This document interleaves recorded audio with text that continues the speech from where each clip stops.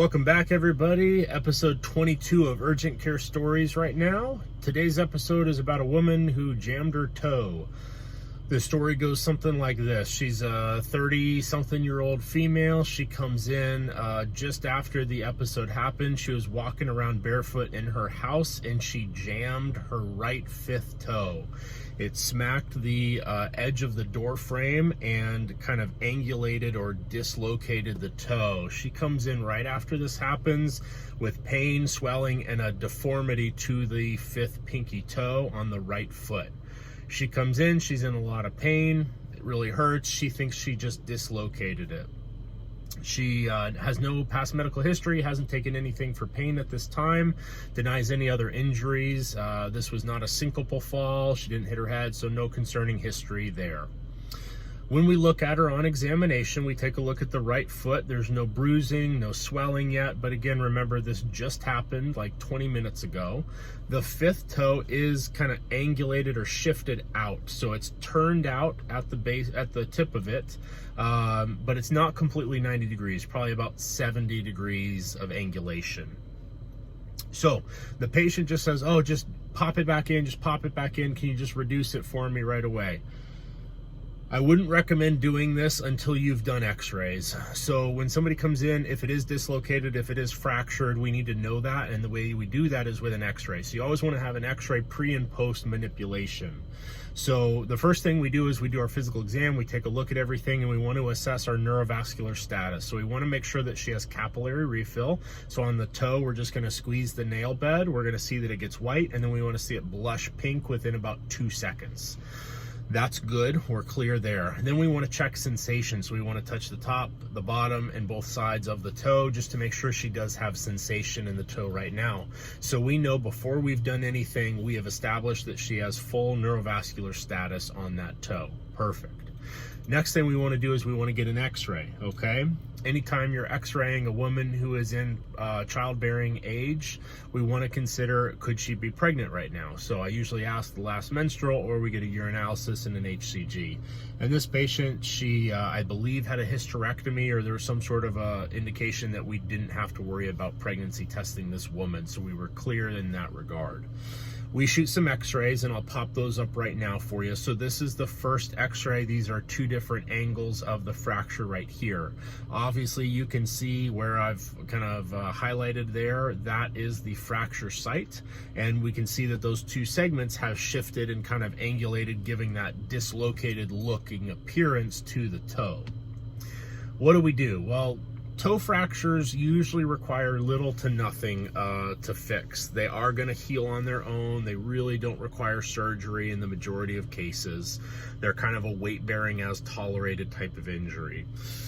In somebody like this, I usually recommend trying to improve the alignment just to pull those two pieces of bones a lot closer so they can start to form a bony soft callus faster so that we can start to heal this bone quicker.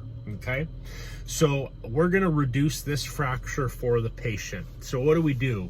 Well, lidocaine or Marcaine, some sort of anesthetic, is going to be your best friend for this.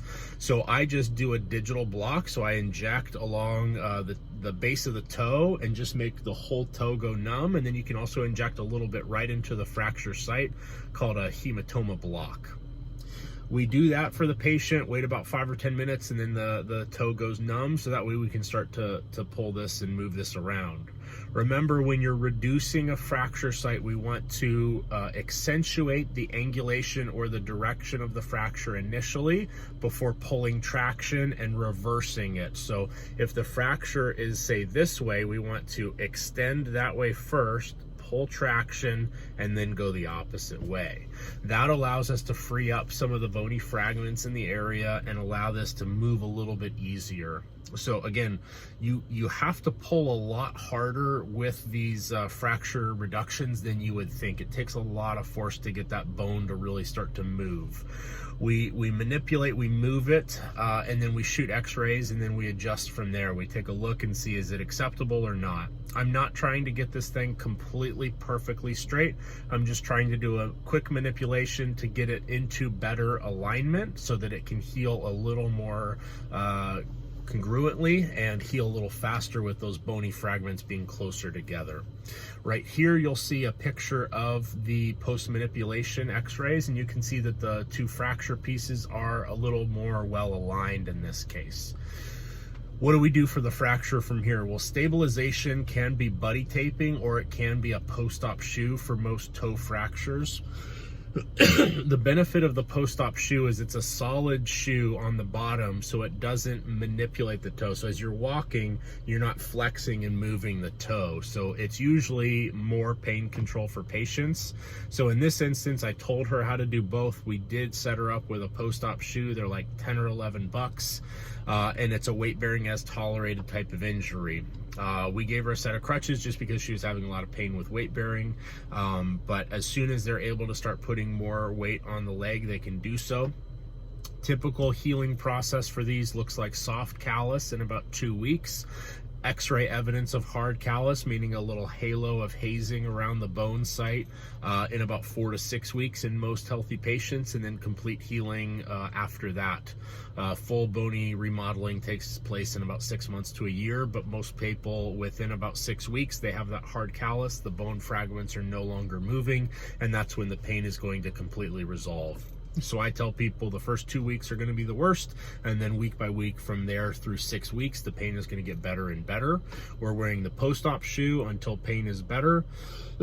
Once we can walk around without pain with the post-op shoe on, then we can just stick with buddy taping for another week or so, and then as the pain completely resolves, we can stop buddy taping completely. I always like to tell people, make sure they're taking high doses of calcium and vitamin D, getting some sun exposure. A lot of people out in the community are deficient in vitamin D, so just making sure that they increase that, especially while they're trying to heal this bone, will help improve their healing process. Pain control, you guys know what to do there. Tylenol, anti-inflammatories, narcotic pain medications for short courses if the pain is really severe. I think in this woman, we just gave her a few days of narcotic and then just anti-inflammatories and Tylenol, and that's usually all people need for this. Just thought it was an interesting case just to see the x-rays and just kind of see how we manipulate a fracture like that. Pretty straightforward stuff, nothing crazy here, nothing life-changing, but just easy, quick story for you guys. Hope you enjoyed it, and we'll see you in the next one.